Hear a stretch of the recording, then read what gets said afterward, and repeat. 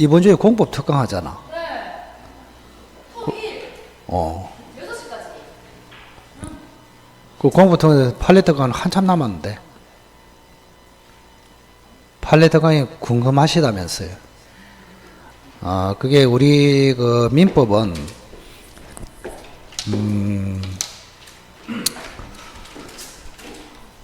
우선 그 출제를 분석해 보면은 기출이 된 것에서 70% 정도 출제가 됩니다. 변화시켜가지고. 똑같이는 안 되고. 그래서 다른 과목보다 기출이 훨씬 중요합니다. 그 지난번에 여러분이 그 공부 범위를 줄이기 위해서 130개를 가지고 했잖아요. 맞죠? 그 기출 문제집이 1차가 있잖아. 개론은 그냥 뭐 그걸 다 봐도 되고, 민법은 시간 없으면 안 봐도 돼. 그 특강 자료를 가지고 계속 하시라고. 그 저게 130개인데 지문으로 보면 650개거든요.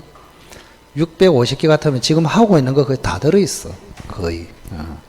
그래서 일단은 그 기출 특강 130선, 그거를 항상 중시하고, 한 번씩 보고, 물론 거기에 시간이 남으면, 기출 문제집이 있는 것도 한번 체크를 해 보시는 게 괜찮다. 그래서 우리가 이제 시간 싸움이거든. 시간이 없으면 우선순위란 게 있어요.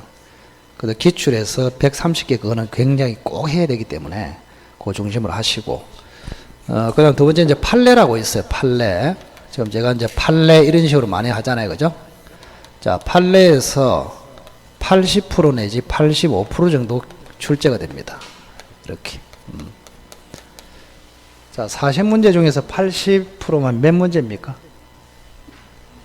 48, 32. 최소한 32문제 정도는 판례하고 관련된 문제가 출제된단 말이에요. 그래서 우리 민법의 2대 산맥은 기출하고 판례입니다. 판례. 예. 그래서 이 두 가지는 꼭 이렇게 여러분들이 항상 염두에 두시고, 여러분 모의고사 시험을 치면은 자, 다음 중 틀린 거 옳은 거 골라라 해가지고 괄호 안에 딱 보면은 다툼이 있으면 판례에 의함. 봤습니까?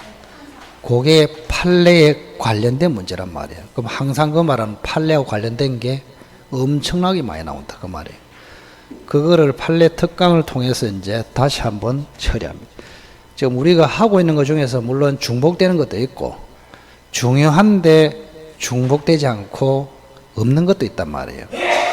그래서 50%는 이미 중복된 것이고 50%는 새로운 것이면서 굉장히 중요한 판례가 있어. 그거를 다루는 게 판례 특강이다. 다른 과목은 특별한 특강 제목이 없어요. 제목이 없을 때는 전부 다 붙이는 게 테마 특강이에요. 테마. 그리고 민법은 판례라는 특강이 큰 산맥을 이루기 때문에 전국적으로 판례 특강은 110%다 합니다. 전부 다. 굉장히 중요하다. 그래서 요거는 이 두 개는 꼭 여러분들이 항상 염두에 두시고 이렇게 공부를 하셔야 된다고. 뭐 판례 특강에 대해서 또 다른 뭐 의문이 있으면 질문하시오. 얼굴은 의문이 있는데 질문하라 그러면은 아무도 안 해. 반장님이 대표적으로 혹시 뭐 물어볼 수 있는 게 없습니까? 네, 중요합니다. 중요해요. 중요도로 보면은 판례 특강이 1이고, 그 다음에, 나중에 맨 마지막에 백선 특강이라고 있거든요. 민법은 그 3개를 한다고. 백선은 9, 10월 달에. 예. 그래서 일단 백선은 무슨 말이냐 하면은, 제목이 쪽집게 백선이다. 쪽집게 백선. 우리가 이제 착각을 하는데, 백선 같으면 100문제, 이런 느낌이 오잖아요. 그런데 다른 과목은 몰라도 민법은 백선 특강이 100문제가 아니야.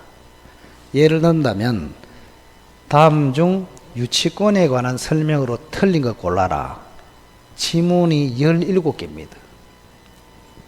오지선다가 아니라고. 문제 푸는 게 아니라니까, 백선 특강이.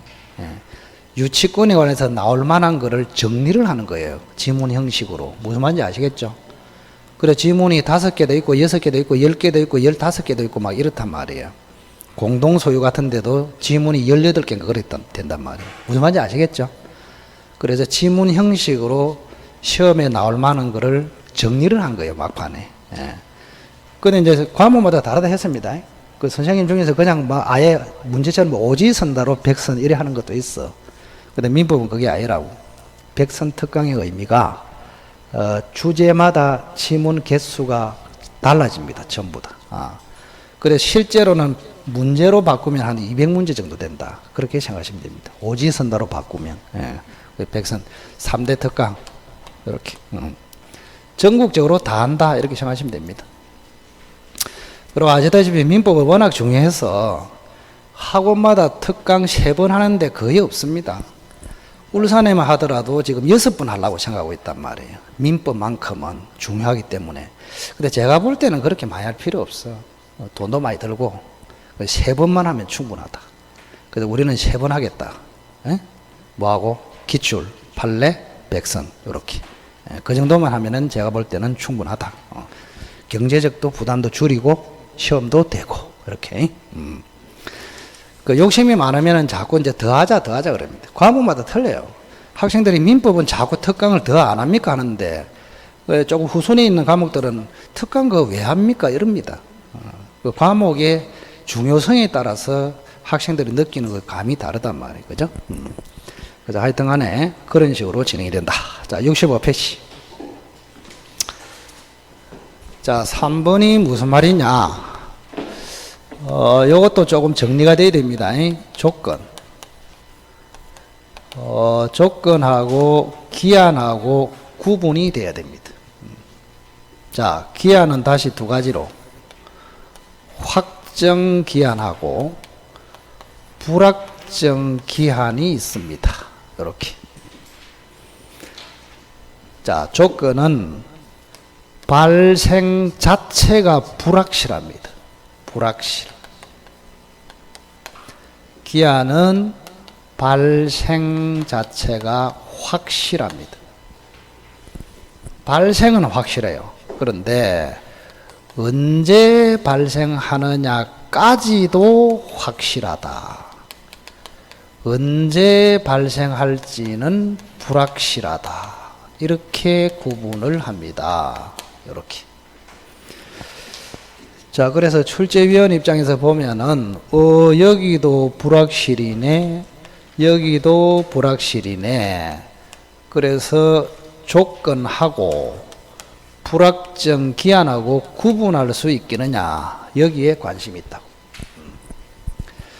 자, 조건은 발생 여부가 불확실, 불확정 기한은 발생 여부는 확실한데 언제 발생할지가 불확실하다. 아시겠죠? 꼭 기억하십시오. 자, 그러면 예를 한번 들어볼게요. 대표적인 판례, 집수리 사건. 지난번에 한번 했습니다. 집수리 사건. 자, 갑이라는 사람이 집을 가지고 있는데 을에게 지금 1억을 빌려줬습니다. 굉장히 친한 사이입니다. 이렇게. 그래서 을이 이제 언제 갚을까? 갑아. 이렇게 하니까 갑이 하는 말이 뭐 나 바쁘지 않다. 뭐 급하게 갚을 필요 없다. 혹시 집수리 하게 되면은 돈이 드니까 막 그때 갚았으면 좋겠다. 이렇게 했단 말이에요. 그럼 이것이 이제 조건부로 빌려준 것인지 불확정 기한부로 빌려준 것인지 그걸 판단할 수 있어야 된다.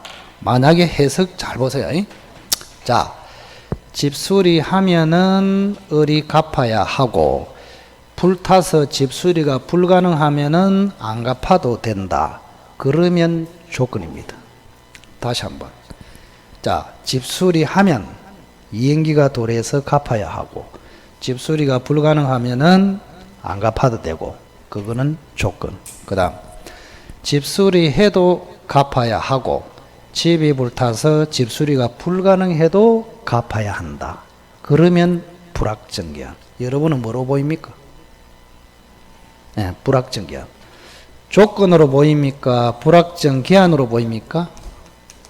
이거를 묻고 있단 말이에요.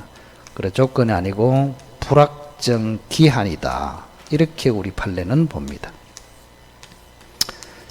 이게 뭐 당연한 겁니다. 상식적으로 봐도. 자, 갑이라는 사람이 집 수리할 때 갚아라. 이 말은 을리는 무조건 갚아야 되는데 언제 갚을지가 불확실하다. 이런 이야기입니다. 을은 무조건 갚아야 되는데 언제 갚아야 할지가 불확실하다. 그걸 뭘 한다고? 불확정 기한. 이렇게 부릅니다. 그래서 만약에 갑이라는 사람이 집 수리해도 그죠? 을은 변제기가 도래해서 갚아야 하고 집이 불타서 집 수리가 불가능해도 변제기가 도래해서 갚아야 한다. 이렇게 해석해야 됩니다. 그걸 뭘 한다고? 불확정 기한. 그래서 불확정 기한은 갚기는 갚아야 되는데 변제를 좀 늦게 유예한다. 이런 뜻이 있습니다. 자, 그래서 밑에 박스 보시면 기억 보세요. 자, 제가 출건한 거를 저기 집수리에 응용해서 읽어볼게요. 자, 집수리 하지 않으면, 그죠? 안 갚아도 된다. 그러면 조건. 이리 된단 말이에요. 집수리 하지 않으면 안 갚아도 된다. 그러면 조건. 이건 보세요. 자, 집수리 한 때는 물론이고, 집수리가 불가능한 것으로 확정된 때도 갚아야 한다. 그러므로 불확정 기한. 이것이 그러므로 이미 부담하고 있는 1억 채무 변제에 관해서 일정한 사실이 부관으로 붙여진 경우에는 그거는 불확정 기한이다. 즉 변제 유예다. 화살표 있죠? 변제기를 유예한 것으로서 집수리 한 때는 물론이고 집수리가 불가능하게 확정된 때도 기한이 도래해서 갚아야 한다. 이런 뜻이에요.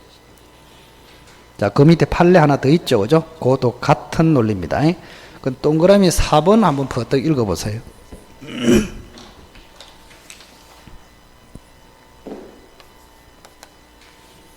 4번도 결론을 조금 외워야 됩니다. 근데 굉장히 중요한 판례예요.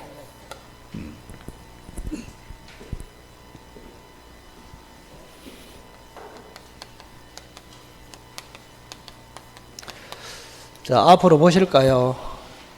자, 갑이 을에게 토지를 빌려주는데 을이라는 사람이 갑아 언제까지 내가 빌려서 사용할까 하니까 갑이 하는 말이 제3자에게 매도될 때까지 네가 임대차로서 쓰라. 이렇게 빌려준 것입니다. 자, 제3자 할 때 팔 때까지만 네가 사용해라. 이게 무슨 의미냐 이 말입니다. 무슨 의미냐. 자, 결론을 요거는 조금 외워야 됩니다. 어려워요. 자, 결론은 이게 조건이냐 아니면 기한이냐 아니면 기간 정함이 없는 것이냐. 이 세 가지를 가지고 출제를 합니다. 자, 결론은 우리 판례는 이렇게 봤습니다. 조건도 아니고 기한도 아니고 뭐요? 기간 정함이 없는 임대차로 봅니다. 결론을 기억하십시오. 자, 뒤로 넘겨보실까요? 기한. 자, 다른 거는 지금 할 군번이 아니고 기한이익 상실을 보겠습니다. 기한이익 상실. 기한이익의 상실. 기한이익의 상실. 자, 우선은 상실 사유가 거기 나와 있습니다. 상실 사유. 자, 상실 사유가 뭐로 되어 있나요? 담보를 망가뜨렸다고 되어 있죠. 자, 담보물을 그죠? 멸실 훼손시켰다. 담보 제공 의무를 이행하지 않았다. 파산했다. 요 세 가지 사유가 있습니다. 자, 그런데 요게 388조에 있거든요. 요거는 파산법 특별법에 들어 있습니다. 이렇게. 자, 기한이익이 상실된다는 말은 즉시 갚아야 된다. 그런 뜻입니다. 즉시 갚아야 된다. 그런데 이게 임의규정이란 말이에요. 임의규정. 임의규정이기 때문에 특약으로 상실 사유를 만들어낼 수도 있다. 이런 이야기입니다. 특약으로 만들어낼 수도 있다. 자, 그런데 특약은 두 종류가 있거든요. 하나는 정지조건부 특약. 내용은 우선 기억하지 마십시오. 하나는 형성권적 특약. 두 종류가 있어요. 그런데 우리 판례는 애매하면은 형성권적 특약으로 추정한다. 여기까지.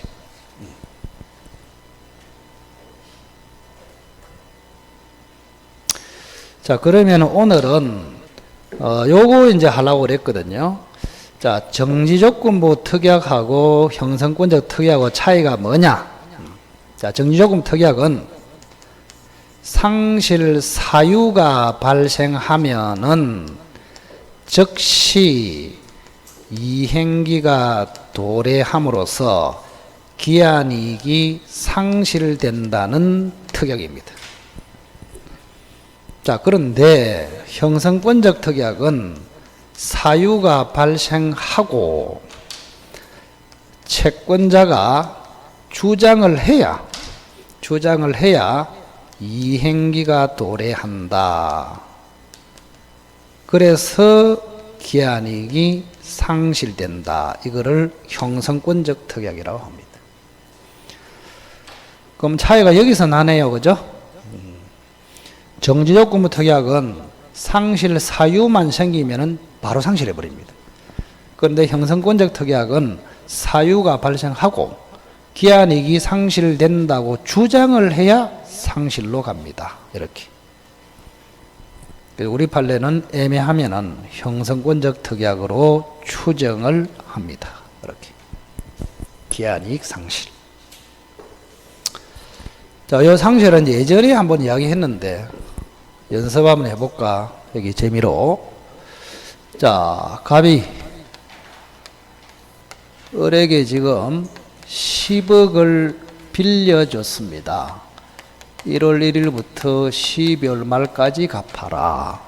근데 을한테는 산이 하나 있었는데 갑이 저당권을 잡았습니다. 근데 이 산에는 나무가 있었다 그랬습니다. 이렇게.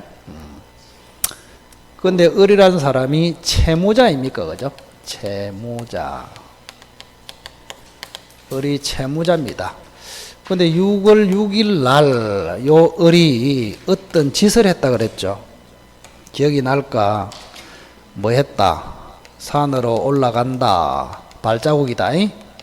그 다음에 잘랐다. 뭐 했다? 죽여서 눕혀놨다. 이렇게. 그럼 이거는 채무자가 뭐를 했단 말입니까? 요렇게 한 거 아닙니까? 맞죠? 채무자가 나쁜 짓을 하면 채무자에게 주어진 기한이익이 자동적으로 상실이 된다. 이 말입니다. 원래 채무자의 기한이익이 뭐예요? 12월 말까지 갚지 않고 사용하는 이익 아닙니까? 그게 없어져 버려요. 그러면 12월 말까지 버틸 수 있습니까? 없습니까? 없어요. 6월 6일 날 즉시 변제기가 도래해버린다. 이런 이야기입니다. 6월 6일 날. 그럼 즉시 변제기가 도래하면은 을은 요런 나쁜 짓을 하면은 기한이익이 상실되므로 을은 12월 말까지 못 버티고 6월 6일 날 바로 갚아야 된다. 바로 갚아야 된다. 바로 못 갚으면은 갑으로부터 경미 신청 들어올 수 있다. 그게 기한이익 상실의 예다 이 말입니다. 예. 자, 한마디로 이야기하면은 채무자가 전부 나쁜 짓을 하거나 경제적으로 박살났다. 그러면 채무자에게 주어진 기한이익이 상실됨으로써 변제기까지 버틸 수 없고 바로 갚아야 된다. 그걸 기한이익 상실 이렇게 부릅니다. 뭐 그 정도 하면 됐다. 자, 뒤로 넘겨봅시다.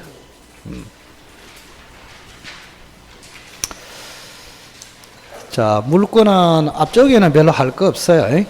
할 거 없고 대충 자, 전체적으로 시각을 한번 잡아봅시다. 물권에는 14문제가 나옵니다. 가장 많이 나와요.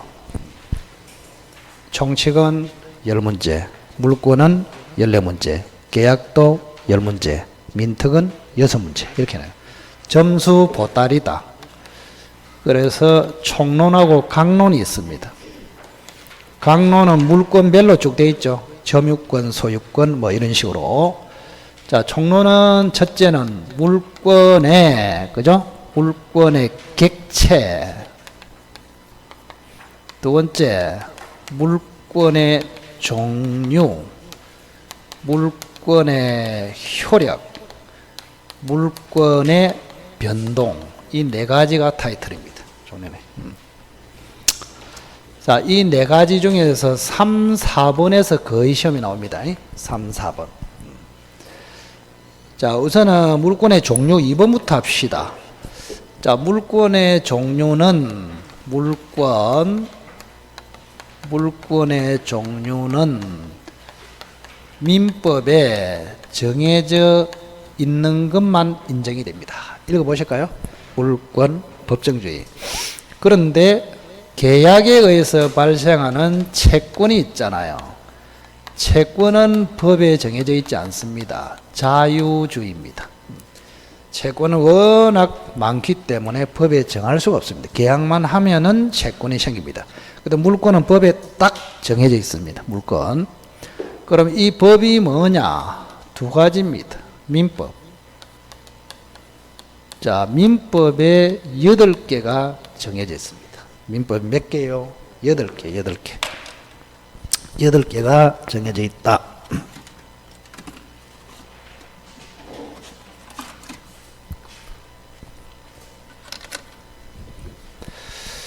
자, 그리고 관서법.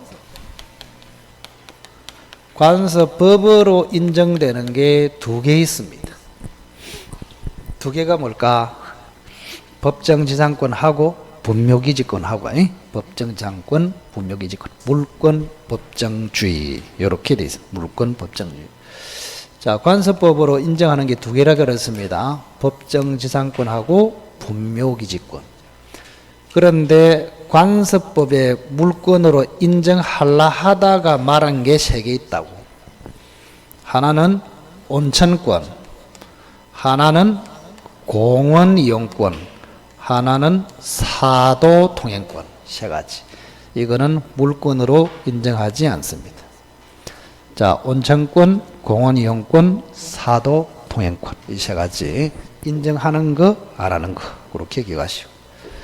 자, 물권의 객체를 한번 볼까요? 자, 물권의 객체하고 관련된 내용. 뭐냐? 자, 물권. 하나의 물건에는 하나의 물건이 성립합니다. 한번 읽어보시오. 일물일권주의라 합니다. 일물일권주의. 하나의 물건에는 하나의 물건이 성립한다. 그러면 일권하고 일물하고 어느 게 중요해 보여요? 느낌이? 물이 중요하다. 물. 그러면 하나의 물건이어야 되는데 예외적으로 하나의 물건 일부에도 하나의 물건이 성립할 수 있겠냐? 또 여러 개의 물건을 집합물이라 합니다. 집합물에도 하나의 물건이 가능하겠냐? 이런 이야기입니다. 자, 일부에 대해서 가능은 해요. 그러면 2가지로 봅시다. 토지의 일부에 대해서 성립할 수 있는 게 용익권입니다. 뭐라고? 용익물권. 용익물권이 뭐가 있다? 지상권, 지역권, 전세권. 자, 그 다음 건물. 건물에 대해서 일부가 될 수 있는 게 뭘까요? 건물에 대해서 전세권. 전세권. 전세권하고 구분 소유권. 아파트 같은데 딱 간단하게. 자, 토지 일부는 용익물권 3개, 건물에 대해서는 전세권, 구분 소유권. 방 3개 중에서 하나에만 전세권을 성립시킬 수 있다고. 그 다음 집합물. 이거는 뱀장어를 생각하시면 됩니다. 뱀장어. 뱀장어 100만 마리에 대해서 하나의 물권이 가능하다. 이게 판례입니다. 판례. 이렇게 간단하게 정리하시기 바랍니다. 그 정도 말고는 뭐 별로 할 게 없어요. 자, 71페이지 한번 봅시다. 물권의 효력.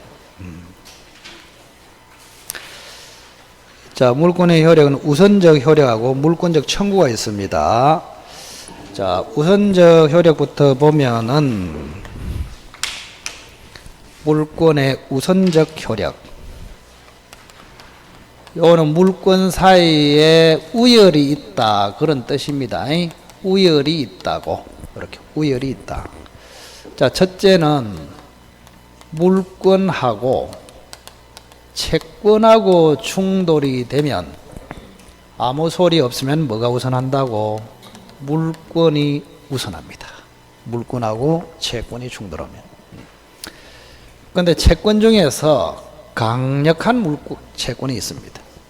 그 강력한 첫째가 물권과 대등한 채권도 있고 아예 물권보다 우선하는 초강력 채권이 있습니다. 요거는 3개 정도를 기억하셔야 됩니다. 과거에는 자주 나왔는데 첫째는 등기된 임차권, 대항력을 갖춘 임차권, 그 다음에 가등기된 청구권. 3가지 기억하세요. 1번이 뭐라고? 등기된 임차권, 대항력을 갖춘 임차권, 가등기된 청구권. 3가지. 그런 물권하고 대등하게 비교를 합니다. 자, 물권보다 아예 우선하는 거 2가지. 소액 임차인의 최우선 변제권, 근로자의 임금 우선 특권. 이렇게. 그런데 지금은 이게 굉장히 중요한 건 아닙니다. 중요한 건 아닌데 혹시나 싶어서 정리 차원에서 하는 거예요. 자, 채권 중에서 물권과 대등하다 3개, 물권보다 아예 우선한다 2개. 자, 그 다음 2번째. 물권하고 물권이 충돌이 됩니다. 자, 여기는 2가지로 나눠야 됩니다. 하나는 소유권과 제한물권. 이렇게. 자, 제한물권은 소유권을 제한하면서 우선시키는 권리다. 그런 뜻이에요. 그래서 제한물권이 우선합니다. 특별한 사유가 없습니다. 소유권하고 전세권이 우열을 가진다. 소유자하고 전세권자하고 비교를 했을 때 전세 기간 안에서만큼은 전세권자가 우선한단 말이에요. 그런 뜻입니다. 그 다음 2번째. 자, 제한물권하고 비교를 한다. 이거는 성립 시기를 가지고 우열을 결정합니다. 성립 시기. 자, 대표적으로 여기도 저당권, 여기도 저당권, 여기는 저당권, 여기는 전세권, 여기는 전세권, 여기는 저당권. 이렇게. 그럼 여기는 전부 다 3월 1일 날 성립이 됐고 여기는 4월 1일 날 성립됐다. 그러면 앞에 3월 1일 날 제한물권이 우선한다. 그런 뜻입니다. 그러면 성립 시기는 또 뭘 가지고 합니까? 등기 순위를 가지고 결정합니다. 등기를 먼저 하면 된다. 등기를 먼저 합니다. 자, 그런데 주의할 것. 3번째. 점유권 있잖아요. 점유권. 점유권은 우선적 효력이 없습니다. 왜냐하면 이 점유는 다른 물권하고 우열을 비교할 필요가 없습니다. 그 나는 점유하면서 소유, 점유하면서 전세, 점유하면서 지상권 충분히 가능하기 때문에 이 점유권은 다른 물권을 배척하지 않습니다. 그래서 점유권 자체는 다른 물권하고 우선적 비교가 안 됩니다. 그래서 점유권에는 우선적 효력이 없다. 표현을 이렇게 해요. 자, 그 다음에 이번에 물권적 청구 옆에다가는 별 4개. 자, 지금부터는 중요하니까 정신을 바짝 차리고.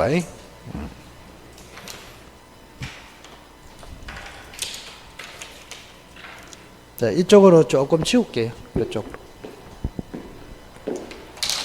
뭐 지운다고 해서 크게 노하거나 슬퍼하지 마시기 바랍니다.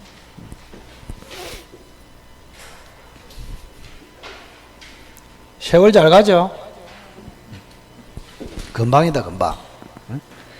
좀 있으면 6월달 끝나면 이제 서서히 이제 느낌이, 그죠? 7, 8, 9, 추석 빼고. 그럼 실질적으로 3개월 조금 더 남았어. 7, 8, 9, 10월 달에는 추석하고 관련해서 이리저리 이렇게 빼고 이러면은 그냥 3개월 남았다 이렇게 생각해야 돼. 7월 달부터. 순식간이라니까. 그 시간이 굉장히 잘 간다 느낌 들고요.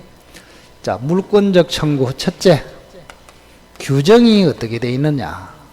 자, 이것도 중요해요. 물권적 청구는 규정이 어떻게 돼 있느냐. 물권적 청구. 자, 채권적 청구는 시험에 안 나옵니다.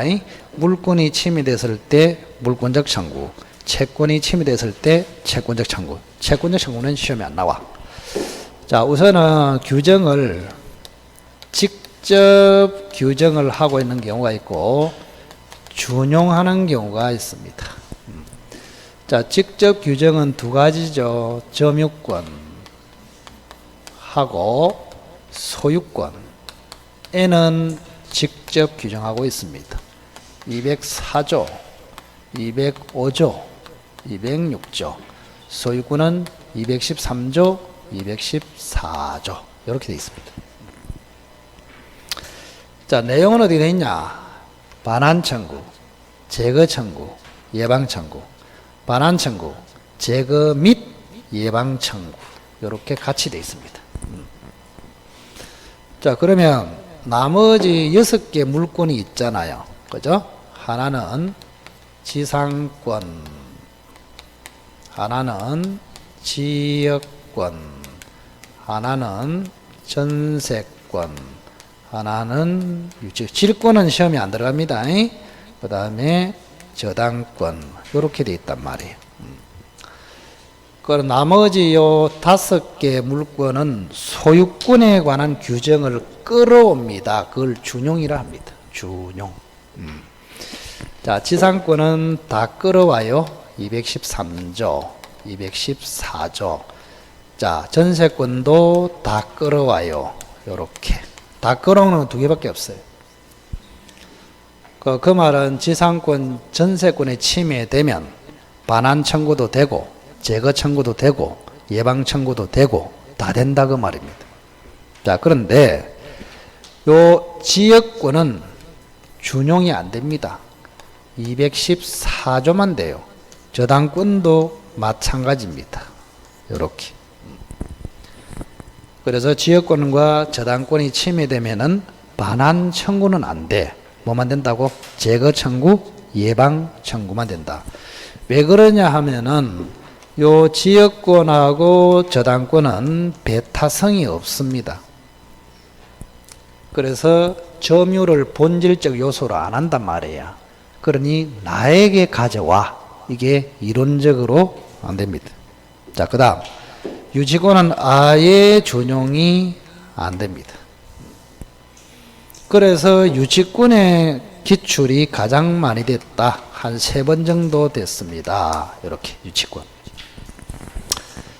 또 한번 해볼까? 지난번 했는데 이번에는 대답이 돼야 됐긴데 기출 테스트 시험에 이렇게 나왔습니다.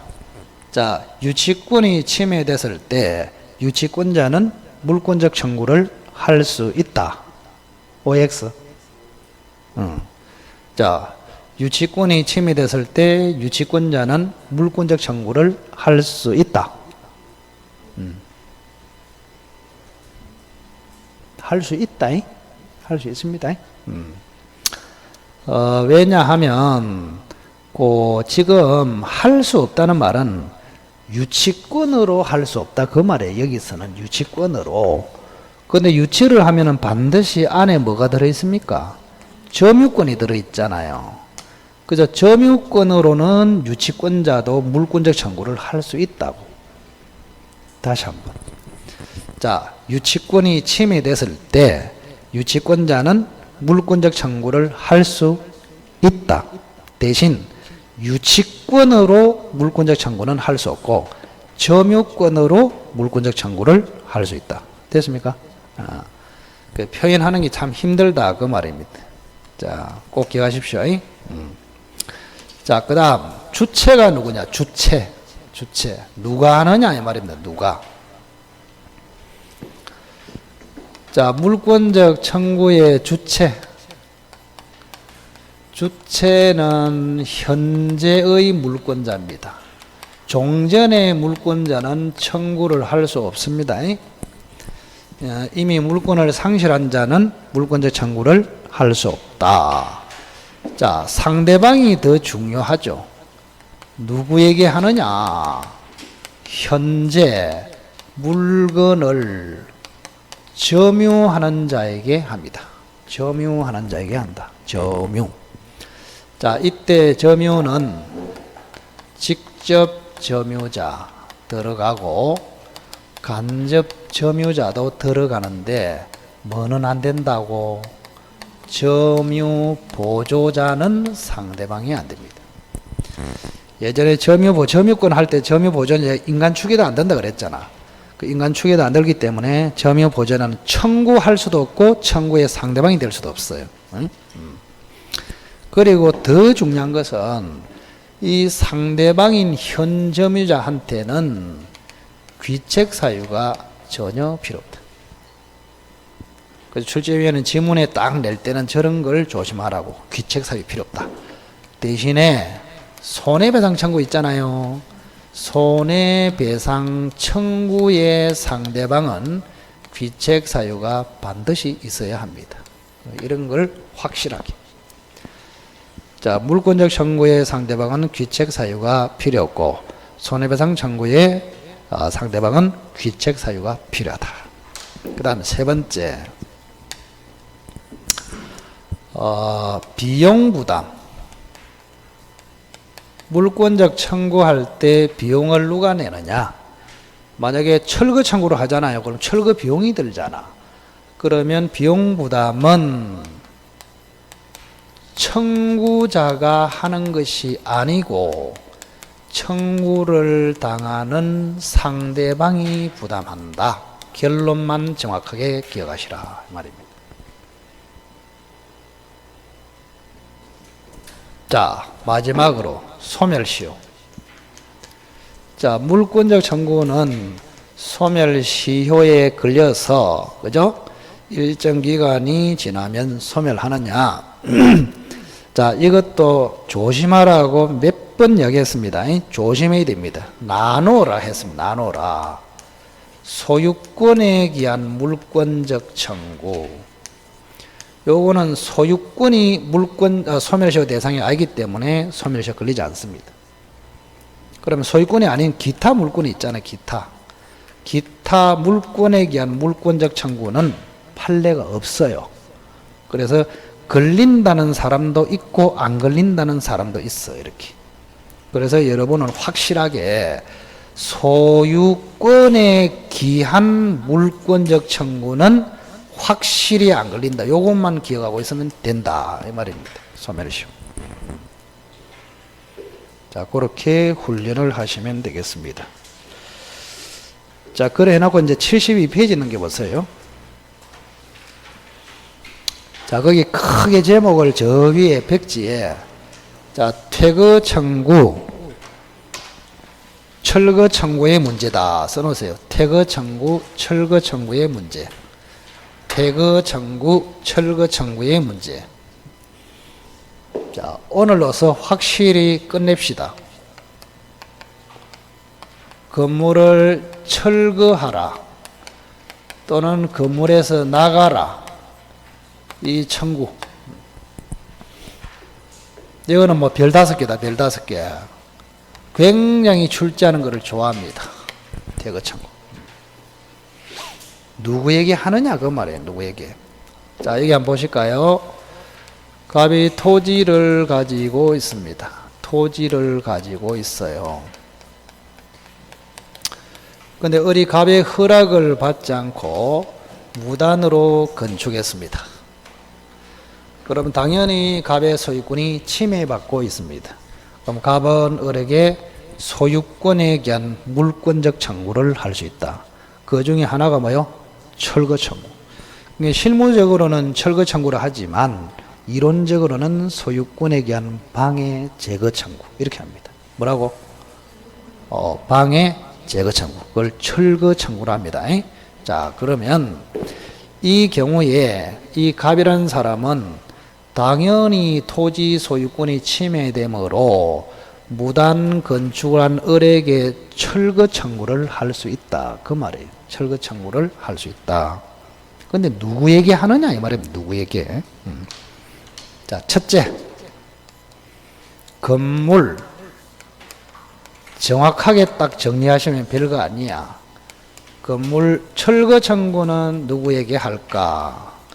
그 다음에 건물에서 퇴거하라고 청구는 누구한테 할까? 세 번째, 손해배상 청구는 누구한테 할까?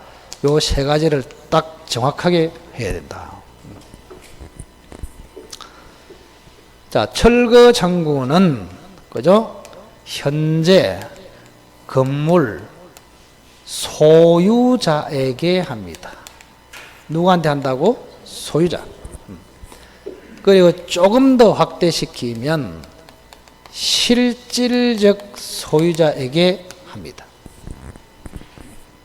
건물 소유자 또는 실질적 소유자가 철거 청구의 상대방이다. 그러면 퇴거 청구의 상대방은 누굴까요? 요 분이 아닌 건물 점유자 이렇게 됩니다. 대표적으로 누구예요? 임차인입니다. 그죠? 임차인에게 청구한다. 이렇게. 자, 그런데 건물 철거 청구도 방해 제거 청구, 요거는 반환 청구, 요거는 방해 제거 청구, 둘 다 물권적 청구예요. 자, 물권적 청구에 상대방에게는 귀책 사유가 뭐가 필요 없다. 물권적 청구에 상대방은 귀책 사유 필요 없다. 그래서 손해배상 청구에 상대방에게는 뭐가 필요하다? 귀책 사유가 필요하다. 이거 가지고 이제 지문을 만든단 말이에요. 자, 첫째 연습. 여기 보세요. 자, 을이 건물을 무단으로 지어가지고 2층에는 을지가 살고 밑에는 세를 내줬습니다. 이렇게. 자, 그러면 갑은 을에게는 뭐? 철거 청구. 을다시에게는 뭐? 퇴거 청구. 오케이? 그래서 철거 청구는 반드시 누구에게? 건물 소유자 또는 실질적 소유자. 퇴거 청구는 소유자가 아닌 세입자, 임차인. 정확하게 반대는 절대 안 된다고. 이때 갑은 소유자 을에게는 철거 청구, 을다시에게는 퇴거 청구. 그렇게 합니다. 자, 그 다음 두 번째. 자, 을이라는 사람이 을다시에게 팔아먹었어. 요렇게. 요 사람 앞으로 등기가 됐어. 자, 그러면 현재는 건물 소유자가 누구예요? 을다시죠. 그럼 갑은 누구에게 철거 청구한다? 을다시에게. 을다시에게 철거 청구합니다. 자, 을다시에게는 귀책 사유가 있습니까? 없습니까? 없어요. 그냥 돈 주고 샀습니다. 그래서 귀책 사유가 없더라도 갑은 뭐 할 수 있다고? 철거 청구를 할 수 있다. 그러면 갑은 이 건물 때문에 갑이 지금 손해보고 있잖아요. 땅을 못 쓰고 있으니까. 그럼 손해배상 청구도 해야죠. 그럼 손해배상 청구는 누구한테 할까요? 을한테 하지. 그래서 을다시에게는 철거 청구를 하고 을에게는 뭐하고 손해배상을 청구하고 이렇게 된단 말이에요. 왜? 귀책 사유는 을에게 있기 때문에 그렇습니다. 이렇게. 자, 그래서 을이 무단으로 건축을 해서 을다시에게 팔아먹어버리면 갑은 귀책 사유 없는 을다시에게 철거 청구, 손해배상 청구는 귀책 사유가 있는 을에게 이렇게 된다고. 자, 그 다음 마지막으로 이제 요거 봅시다. 자, 요 을이라는 사람이 점유도 하고 있어. 매매를 해가지고 점유도 하고 있어. 대금도 완납을 했어. 근데 유일하게 아직까지 등기만 안 하고 있어. 이렇게 을다시가. 그러면 등기는 아직까지 을 앞으로 돼 있죠. 그럼 형식적인 소유자는 을입니다. 등기가 을 앞으로 돼 있기 때문에. 그런데 이미 을다시가 매수를 해가지고 점유도 하고 대금도 지급 다 했단 말이야. 그럼 실질적인 소유자 누구라고? 을다시. 그래서 앞으로 실질적인 소유자가 나오면 등기는 안 했는데 점유도 하고 대금도 완납하고 이걸 실질적 소유자라 합니다. 그럼 이거는 껍데기 소유자, 알맹이 소유자. 그러면 이 두 사람 중에서 건물의 처분권은 알맹이 을다시에게 있다고 봅니다. 그래서 을다시가 처분할 수 있기 때문에 이때는 실질적 소유자 을다시에게 철거 청구를 해야 된다. 이게 판례입니다. 아시겠나요? 자, 법적인 소유자는 아직 을이지만 이 을다시가 실질적 소유권을 취득했단 말이야. 그럼 누구에게 철거 청구한다? 을다시에게. 아시겠나요? 그게 실질적 소유자 이론입니다. 됐습니다. 너무 열심히 많이 한 것 같다. 조금 쉬었다 갑시다. 쉬었다.